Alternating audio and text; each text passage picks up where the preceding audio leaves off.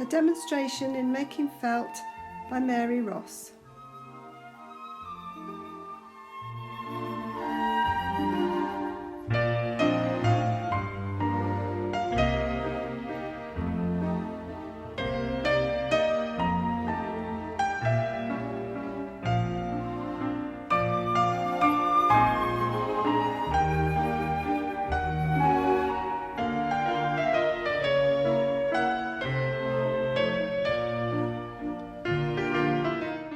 Hello, I'm Mary Ross and I'm going to show you how to make a piece of decorative felt. Felt making is a very ancient craft and I'm going to show you how we can make a piece of modern art today. A good way to describe how to choose a design is thinking about painting with coloured wool, unspun wool, and usually putting it onto a white background. Here is my white background. This is white merino wool. It's very soft. It's just wool that has been, fleece that has been combed out and it's not been spun. So I'm going to lay it in my tray so it fills the tray completely. Then I'm going to take another piece of white merino tops and pull it out just in the same way. Only this time I'm going to lay it with the fibres going up and down. On this tray, the fibres were going across. This is because in these very soft feeling fibres there are loads of microscopic hooks which catch onto each other during the felting process. Now to make a piece of felt you need some wool and moisture and alkali, and you need to rub it a little bit. People thought maybe they found out how to make felt in the ark where the animals were standing in their own urine and treading in their own fleece. Who knows? It's fun. Now I'm going to use lots of the colours that you saw in the beginning of the piece to make a flower design. I have got lots of pinks and mauves and reds, and I'm going to just make a very loose daisy pattern because I like that shape and it's easy to start with. So just pull off a tiny piece of fleece .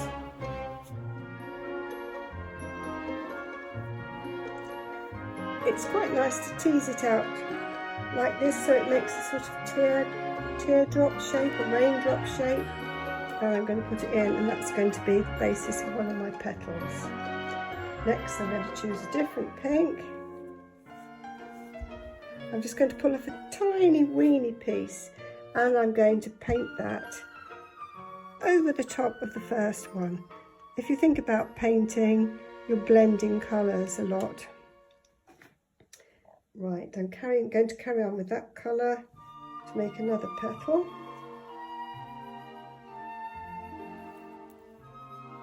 This time I'm just going to round it into a petal shape. And for this one I'm going to use a very fine piece of darker red. Very fine indeed, it's like a fibre tip pen, this one. And I'm going to wind it halfway round and then down the middle to make it like a vein. Try another pink. It pulls apart very easily, although it's extremely strong when you've made a piece of felt. This time I'm going to hand blend it with a little bit of the darker one. So I'm just going to tease them together.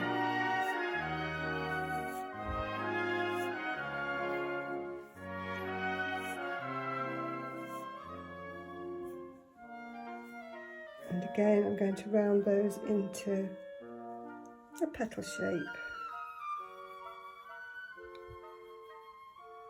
Maybe this time I'll divide it at the top, so it's a bit like a heart.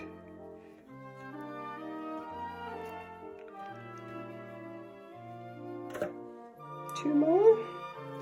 I'll use a movie one. Something like blending. A little bit of pink, perhaps a bit of the bright pink.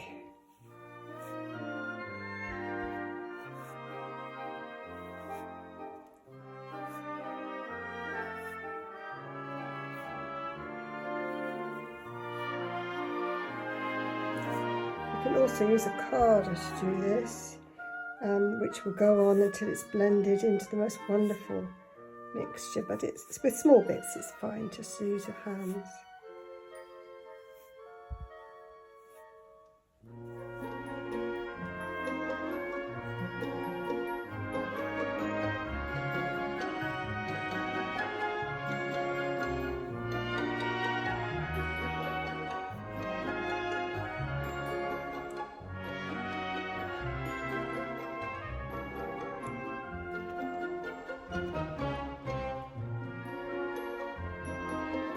And the last one.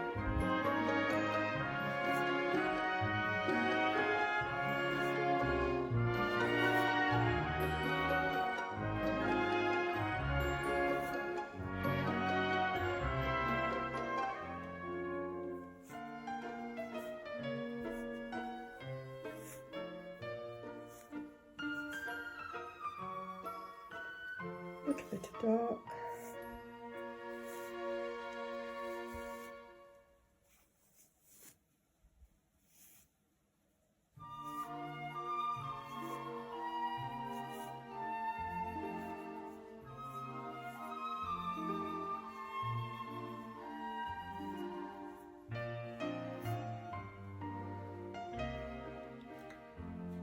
That's my basic daisy 5-petaled flower. I think a bit of yellow in the middle would be nice. Again, I've got 2 shades of yellow and I'm just going to blend those.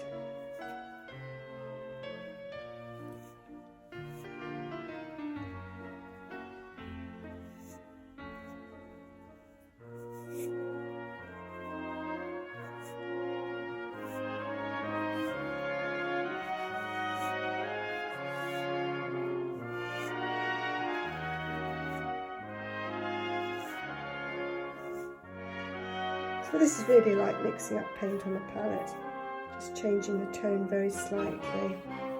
I don't think we need very much of that in the middle. I'm just going to tuck in the wispy ends and pop it down.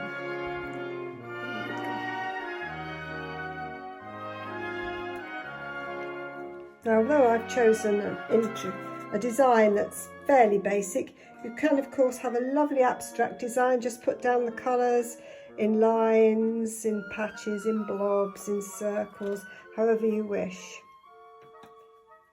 The next step is to cover it with a piece of old net curtain.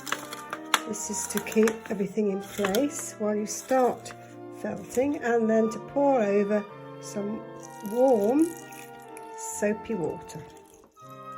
I use washing up liquid. You need to make sure all the water gets into the corners and that all the edges are wet.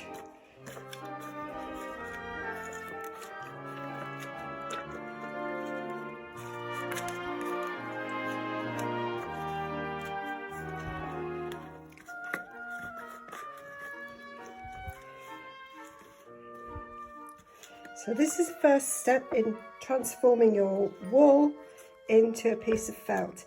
You need some friction now. You've got the warm soapy water, and now you need to rub very gently .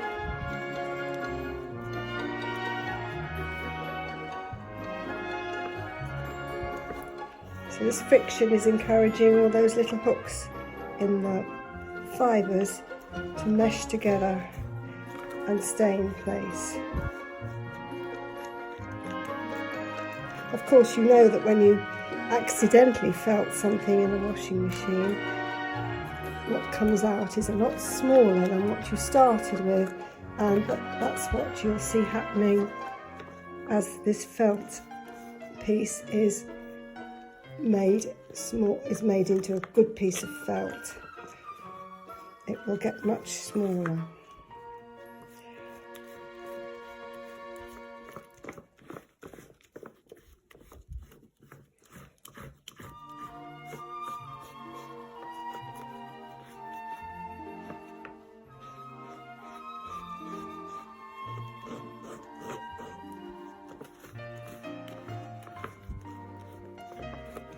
Carry on until you see pieces of the wool start to make their way through the net.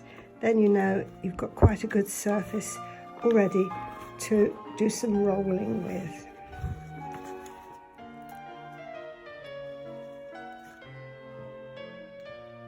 Now I'm going to pull off the netting very gently, slowly, just to make sure nothing's sticking.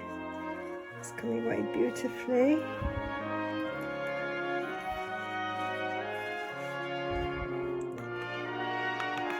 This is now a piece of soggy fabric, and I'm just going to roll it up and squeeze out the excess water.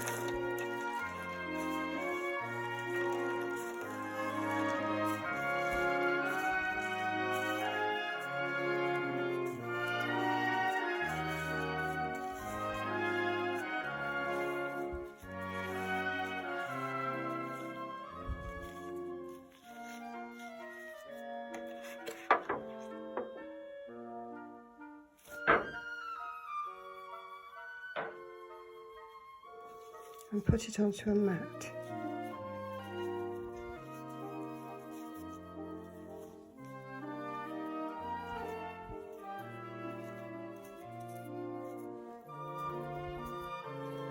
This is a bamboo mat, but you can use bubble wrap to get the friction going. Now I'm going to roll it up quite loosely.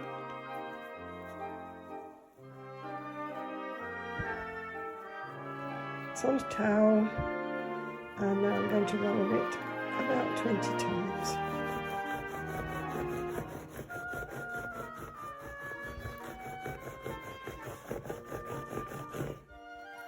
And open up.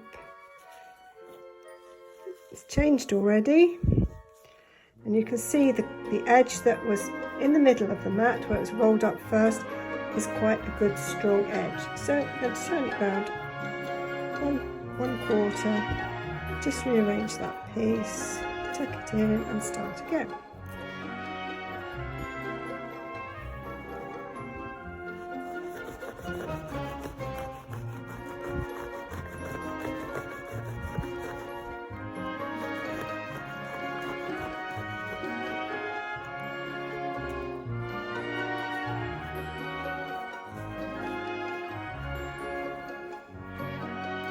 So now I've got two good edges, this edge and this edge, but it doesn't matter whether they're straight or wobbly. You can do whatever you like with your edges.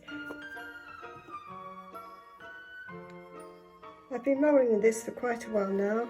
You can see that my edges are fairly straight, but that's because I'm practiced.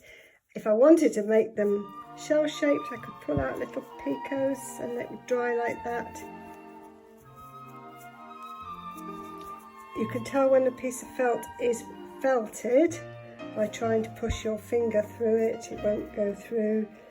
Felt used to be used as kind of armour many centuries ago, and you can see how much it has shrunk by comparing it with the size of the tray where it filled the tray before. I could go on rolling it a lot more and it would get thicker and thicker. It's not terribly thick because I only used 2 thin layers underneath, but you can make, if you wanted to make a bag, you could make a piece that's much thicker.